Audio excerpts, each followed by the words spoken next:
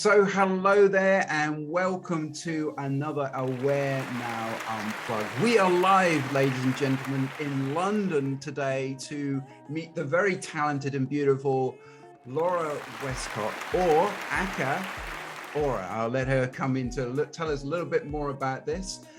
We today get an all-exclusive, all areas pass to talk to Laura, and she's been able to make some time for us. Let me just give you a little bit of a rundown about this rock chick we've got today. And then you said bird, no, rock chick.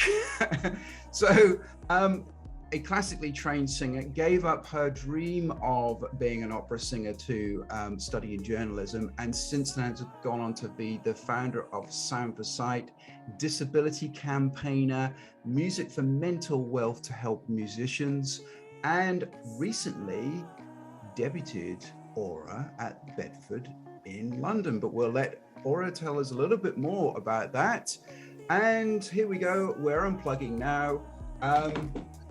Welcome to the show. How are you doing? Hi, Paul. I'm marvellous. Thank you very much. And thank you for the lovely intro.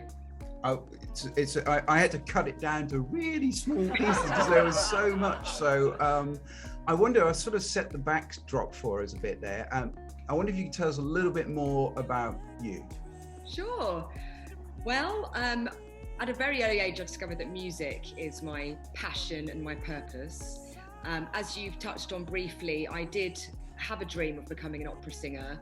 But when I was younger, I had very bad anxiety. I suffered with stage fright. So it's not conducive for being an opera singer. And so I managed to do a degree in music and do the training, but I didn't follow through with the career. I actually retrained as a journalist and instead wanted to be a reviewer of music and performers. But I joined the London Philharmonic Choir because I still wanted to sing, but I felt comfort in that crowd. Like I didn't feel like the spotlight was just on me. So I sang with the London Philharmonic for about at least 10 years. And as you say, now I've just given my stage debut as a soloist, having received mental health coaching over the years and regained my confidence and got another relationship with music. Basically, I understand that I'm a vessel for the music to be flowing through. The opera that I was singing was quite strict in regards to its I couldn't really give any creative input personally. I found that everything was very regimented, in time, in tune, in specific, dynamic. You couldn't really add your heart and soul as I wanted to. So that's really why the anxiety was taking hold of me. And now I realise a different path where I can sing in a different style that's much more suited to my personality. And it just so happens that the style I'm now singing in helps improve mental health. So it's a win-win on both sides. I mean, to be honest, that we'll come back to this, but being able to actually then and go and debut as a solo, given the struggles you've had, is monumental. So I applaud you for wanting to share what wonderful talent you have with us. But so I've got some of your work on my Spotify, and it's awesome and totally creative. So anyone, please go to Spotify. You will absolutely love it. So thank you. Wow. Well, thank you, Paul. I still kind of keep the classical style, but I also add like cheeky little things where I would have been frowned upon, in the choir. So I kind of do I do like glissandos and I sort of do hisses, and I add like my cat into my soundscapes for ASMR, which is autosensory meridian response, which triggers brain tingles. So it's kind of like, you get that feeling when someone's walked over your grave. Well, that's an ASMR response where you have certain frequencies to sounds, and it, for me, I use whispers. When I sort of go up to the microphone in close proximity and whisper, it sort of triggers a really comforting nuance that people relate to, and it improves their sleeping patterns, and it improves helps them relax. And that's really kind of what I started creating with Chris Marshall, the composer, in lockdown. I was sort of locked in my room, and I kind of went inwards and found a speaking voice that I found to be not annoying. So it's not the one you hear now. I drop it down and I slow it down, but I kind of, I was sort of trying to find a voice that people would find neutral. And then I started singing, and it just sort of like, thank you. At the beginning you said, well, I don't know if you recorded it, but you said about me sounding like Enya. Oh yeah, no, to be honest, you do. And the guided meditation type theme which you do is wonderful. And with the whispers now, with the sound quality, it actually sounds like you're in right in the ear. So I love it. It's really, really powerful. Thank you. My intention was to give the listener a warm hug with my voice. That was, when I was channeling this aura persona, it's like, how can I use my voice to hug the person that needs it right now? And it's heartfelt. I sort of tear up the rule book, and I'm like, what do people like me need? Because my mental health is up and down. Luckily I have the tools through coaching to navigate my highs and lows, but a lot of people don't have that yet. And with Music for Mental Wealth, that's one of my key missions, is to provide coaching before people need it. Like I needed that coaching, but back then, gosh, we're talking 20 years ago, it was medication, not meditation. So I was on antidepressants for 13 years. Didn't really need to be. I am so pleased that you've been able to undo these shackles and actually really let you come out, because that is what actually, that's why I listen to you, and that's why other people listen to you, is for that. It's so, well, let's get to the part where now actually I'm going to take you into your comfort zone, and we're going to go into some completely unscripted. Now, this here is going to be some questions. So I'm going to, I like this. It's all, it's all real. It's all real. No green screen here. Okay, so what the big deal is, I have a number and I have a question. So I'm going to ask you the questions. So number 68, here we go. Oh, this is so up your street. This is not a fix, trust me. What movie would be greatly improved if it was made into a musical? Oh wow.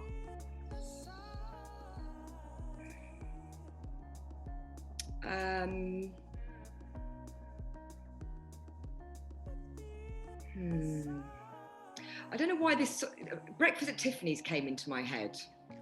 Oh yes. I was somebody the other day actually described. Said that I reminded them of Holly Golightly, because I tracked cats. And I was wearing sunglasses that were quite similar to Audrey Hepburn's sunglasses that Holly Golightly wore in that film, and that film was just in my subconscious. And I just think you just need the necklace now and the cerute, and then you'll be well away. But actually, I saw a stage adaptation of Breakfast at Tiffany's with what's her name? Amelia from Game of Thrones. What's her name? Yeah. I know what you mean. Khaleesi. Yeah. So Clark. Emilia Clarke. Yes, there we go. So when I was living in New York in 2013, I went to see her in that, and I just thought then that would be a perfect musical. So that's the answer to your question. That's great. Well done. Love that one. I'm going to give you well done for that one. Moon River, to me, like Moon River in that film it's just so emotive. And did you remember that scene? And it's just beautiful. So there we go. Awesome. Now, number 41. This is great. We're on a big roll here. It's only question one. Number 41. Your age, and the other way around. Oh, what chore do you absolutely hate doing? Chore. Anything to do with like paperwork and being on an Excel spreadsheet. So probably budgets and things like that. I don't actually like being on a computer. I very much like I like paper, and I like yeah, anything that involves like, Excel spreadsheets. I find it very boring putting things in boxes. I'm an outside the box kind of person. Yeah, Anything that involves creativity and face-to-face and people interaction and just something where you get instant results. So like any chore that you don't get an instant results. I mean, I love cleaning. I love cleaning my windows. I love emptying my drawers and redoing that. But anything that you don't get an instant result. I love it. Wow. Well, we're finding out a lot about you. That's really awesome. So now we're going to keep going because this is great stuff. Number 66. I should learn what the numbers are in bingo, but if you could instantly become an expert in something, what would it be?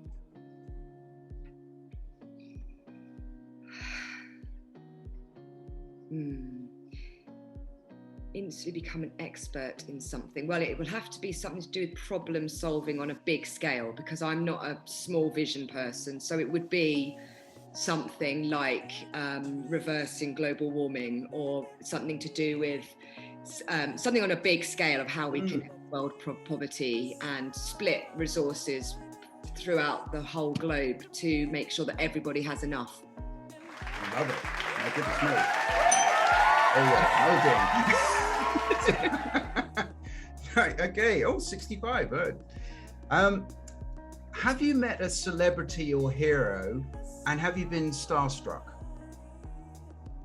Well, I used to interview celebrities when I was at the Times newspaper, so I didn't get starstruck.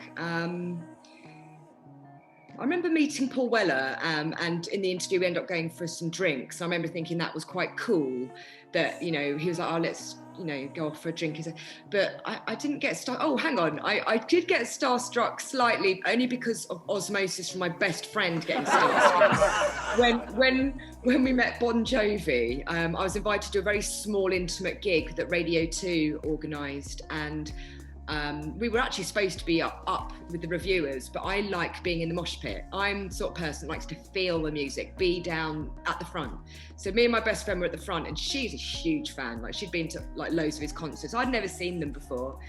And we got invited to party with them afterwards, and that was quite a starstruck moment. In fact, we actually jumped out the taxi because she was too scared to go. So I was like, so I had to jump out with us. We didn't go partying with Bon Jovi because she was too scared. I love that you got starstruck by osmosis. That's really cool. I was well up for it. I was like, come on, let's go. Richie Sambora was there. They were in the car. We were like, come on, let's do it. No. She kicks herself for that, I'm sure. Yeah. Yes. That's awesome. No, number 58. We've got one more, and then we're gonna crack on with the other stuff. But how do you think you'd fare in the Hunger Games? Oh, I'd smash it. I'm pretty fearless. I'm quite handy. I can defend myself and my tribe.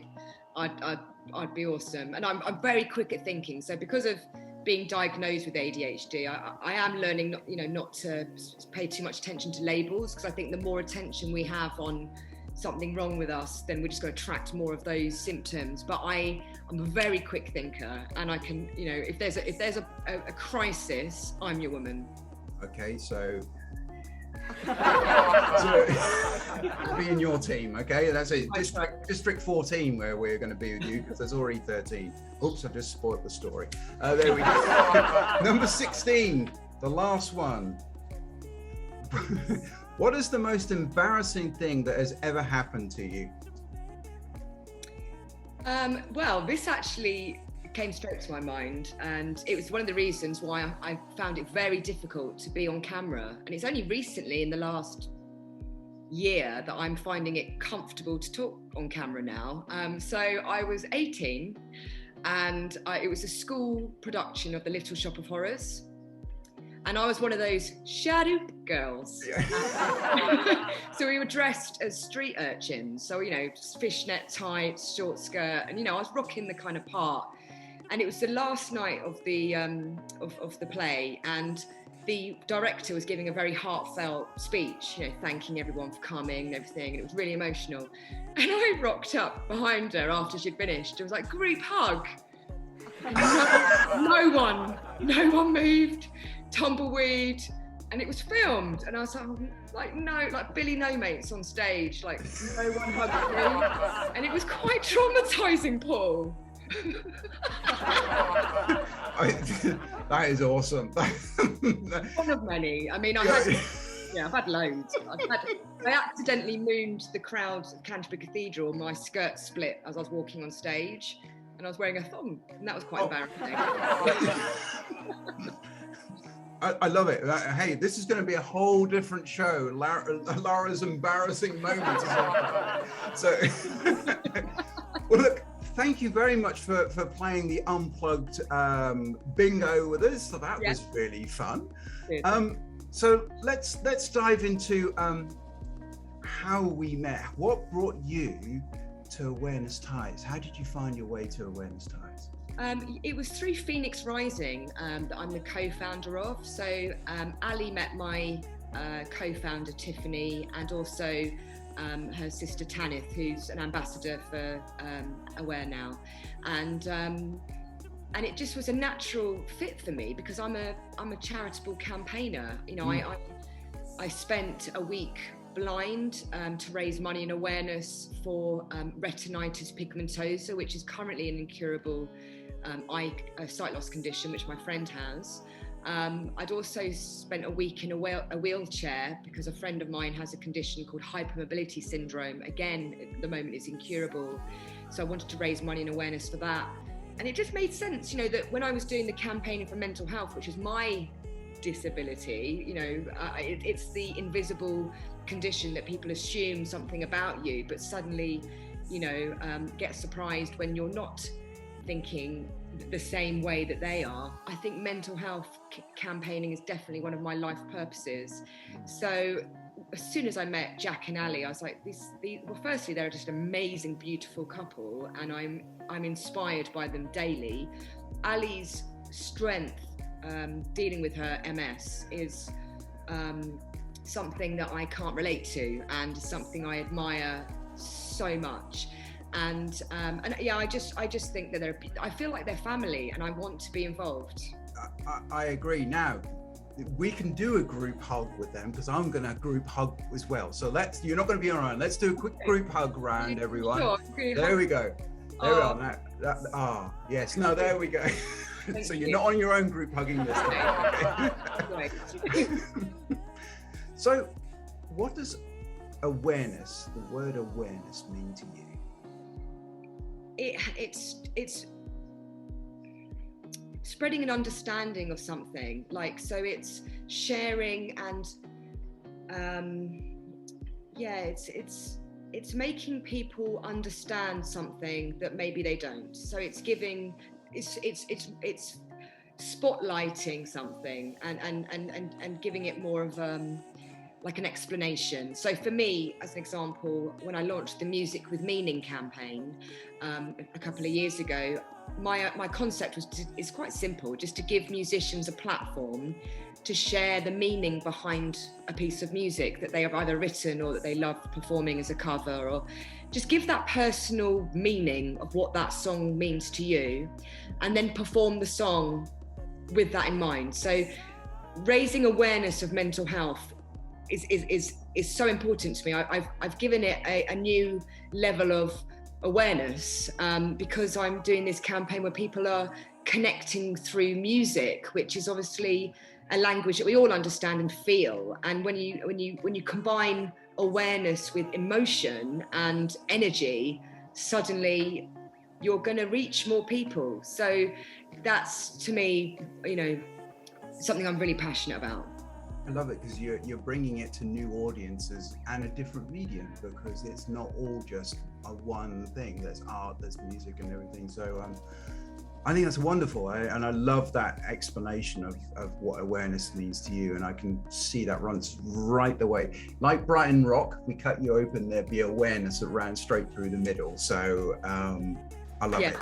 And I speak so openly about my personal feelings and mental health, and I just want to encourage other people to do the same. I mean, my friends would say maybe I overshare, but I don't care. I'd rather be that and be, I can rein that in, when I feel it necessary. But with friends, you don't need to worry about how you talk. I think, I get on stage when we do the live events, and I try and encourage the musicians to talk, to overshare. Well, it's authentic, it's being vulnerable, and actually it's being human at the end of the day. That's, and not being in boxes, no spreadsheets. So, I wonder if you could share with us now an aha moment where you had a big revelation or something that changed your life. Yeah, it was when I was working for the Times, I had a really good job and it was a really beautiful environment, but for some reason I just wasn't happy, and I was getting quite agitated and frustrated and angry, and they're emotions that that you're off the radar at this point. You're not on the joy-ometer at that point, but you can't figure out why. So there I was, just really unhappy. So my company, well, the Times decided to move me over to New York and to give me an opportunity for a different change of scene. And I was happy for a short while, but it was when I really took the time to understand, why aren't I happy? It's because I wasn't living my life purpose. It's because the words that I wrote were edited, the music that I was reviewing wasn't mine. And it was a moment I realized, I was like, I'm talented, but I'm covering it up. I'm helping other people realize their dreams, and I'm really neglecting my own. So that was the aha moment. It did take 7 more years for me to actually get going, because after that aha moment, I moved back to London. I started Soundcheck, which was helping, composers with their music placed in film and TV. And then I set up Music for Mental Wealth, which was the coaching. I had the idea that it was me that needed to be on stage, but I didn't have the confidence yet. I just realized, okay, I'm not going to force myself out of my comfort zone today, but at least I know now that is something I need to aspire to, get myself mentally well to be on stage again. I love it. It's a course direction, and then the map of how you actually do it, the tools that you pick up on the way actually then helps you. And it's aligned because you're doing what your purpose is, but you didn't see all of it in day one, which is just fine. I love it. Really, really powerful stuff. And I think anyone who is in that sort of that zone of I want to, but I'm not quite, this is a really good example of just staying the course. Yeah, don't give up. And also, it might not be what you think it will be. Like when I was thinking about being a singer, I didn't know that I was going to be singing for meditation apps. I didn't know that was the course. During lockdown, my friends bought me a voice recorder for my 40th birthday, and that gave me freedom. It was a gift of empowerment because I was then able to explore my voice. And I'd literally just met the composer Chris Marshall a week before we were locked down. Literally, it all happened like that. It was like within a month, I had the tools and the talent to create an album, which we're going to be releasing in a couple of weeks. During lockdown, we've created a whole album of content. Wow. There are silver linings wherever, if you're just willing to see them. And I think that is another really good example of that. So, that's really exciting. So what's one of your favorite quotes or mantras? Do you have one which you sort of go back to? Believe and receive. That's important. Very important. I think I have so many examples of when I'm in a joyous state of mind and I attract everything into my ecosystem that I need. And when I'm down and feeling depressed, and I just summon a shitstorm. So, believe. Throw it back. So you have to start your day with the right intention. For me, I exercise, but I don't do it in a traditional sense. I listen to music and I mute a YouTube video of someone dancing. Her name's Danielle Pisa. She does all these amazing dances. But I mute her soundtrack and I play my own. And I do it every day, and it gives me that huge rush of endorphins because I'm singing and dancing. And then I do yoga and I meditate. So I go up and I go down. And that's like my little spa retreat in the morning. That's my time for me. And then I'll start my day. And that's, you need to have you always make your bed as well. I never used to make my bed. I don't know why I didn't do that, but making your bed first thing in the morning is so important. So I realized that state of mind first thing is really important. So yeah, believe and receive. And also it's better to regret something you've done than something you haven't done. I live by that. To be honest, it allows people to do the fearless life on that basis, and it's permission across the board. I love it. What a great routine. Oh my God, that's brilliant. There you go, guys. If you haven't had a routine like that, give that a try. And even if you have your hairbrush or a microphone, just go for it like that, because who cares? Yeah, dancing is great. I prefer it to running. I don't like running. Dancing for me works. There's too many moving parts for me now when I run, so I don't like it anymore. Let's take you now just to a point where it wasn't so rosy, and what was been one setback which you have had to overcome? Well, I hadn't anticipated a large bill that I got for my first company a few years ago, and it was because I overhired. I had too many staff, and I got this big PAYE bill, and I knew that I couldn't afford to pay it as it was, so I gave up my home and I slept. Well, I slept around friends' houses, but I did sleep in my car a little bit as well. And I just gave up the creature comforts to pay off that bill. And I did it, and I managed to do it. So I was really proud of myself for that. But it taught me, it wasn't about the fact I hadn't budgeted properly. It was the fact that I overhired too many people because I didn't believe in myself. I didn't realise that I could do most of their jobs. I just didn't have the self-confidence as a first-time business owner. So it was dark time, because not only did I kind of lose, the business is now kind of folding anyway, sadly. So all that, it wasn't for nothing, because I learned loads from it, and it gave me a lot of strength of character, like literally not having any creature comforts and no stability was quite scary as a single woman. So that was a low time. You think? To us, that there's so much in there that, and also it's mostly built the platform you are now standing on in a confidence manner to say, okay, what's the worst that can happen here? I love it. That lesson there, if somebody's listening, that's super, super important. Wonderful. Thank you so much. Wow. Okay. All right. Then I see where we're going with that.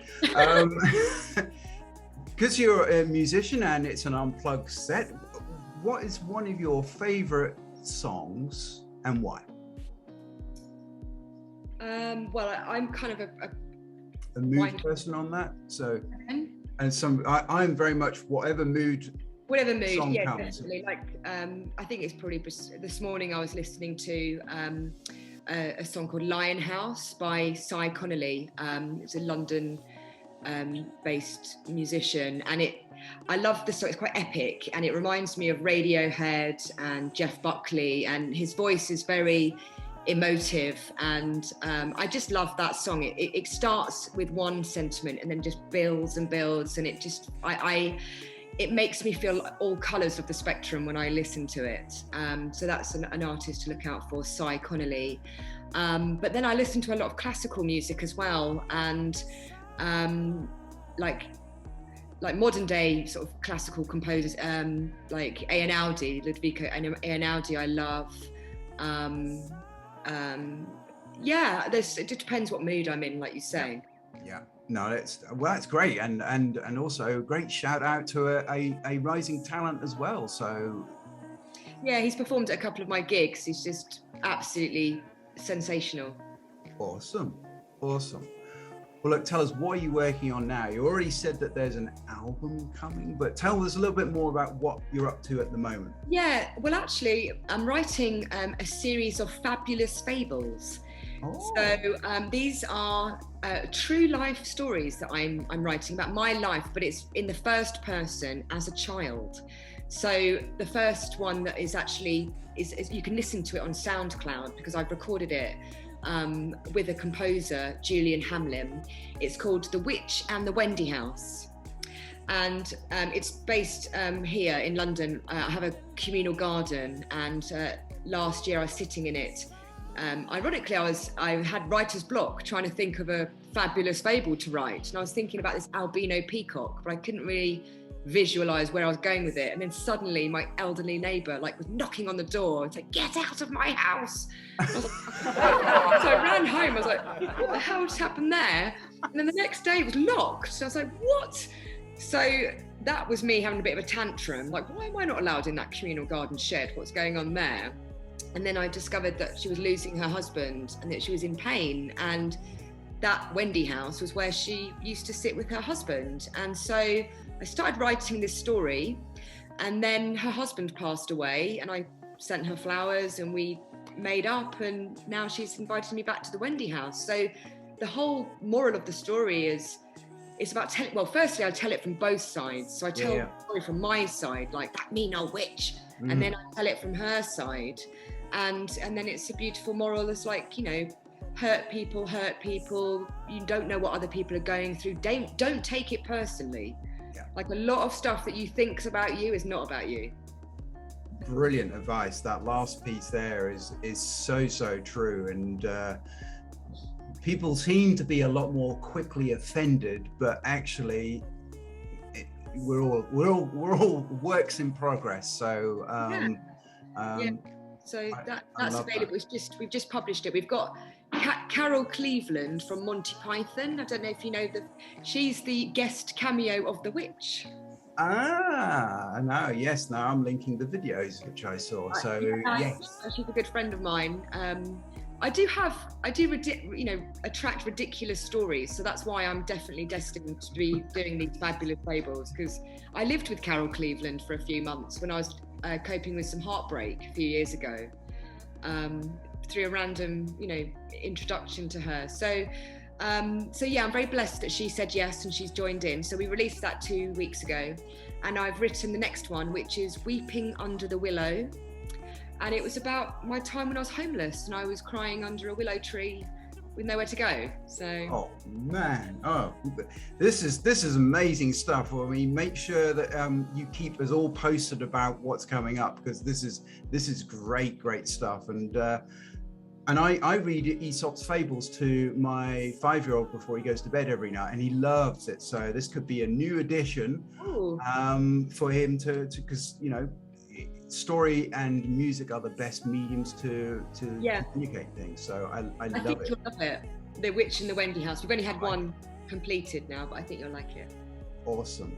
Well, look, we're wrapping up now. Where can we get hold of you? Because there's so much awesomeness, and we need to know where we can get hold of you. Thank you. Well, the Aura stuff is on soundsofaura.com, but I also have a website, Laura-Westcott.com. So yeah, if you put Laura Westcott into Google, it should show up. Find me there. See, you come up top on the Google searches. What can I tell you? I don't think I do, but Laura-Westcott does. There you go. We now know where you are. But thank you so much for spending some time with us on our Unplugged show. And I hope you had fun. I had a lot of fun. It was great fun, and I loved looking at you. You look just a pillar of joy, and I just thank you so much for inviting me to speak to you. Well, it's a pleasure, and stay tuned, everyone, for more wonderful randomness, which Laura Aura is going to be coming up with. I can't wait to see where you go on your journey. Thank you once again, and I'll see everyone on the next AwareNow. So goodbye for now. Brilliant. Thank you.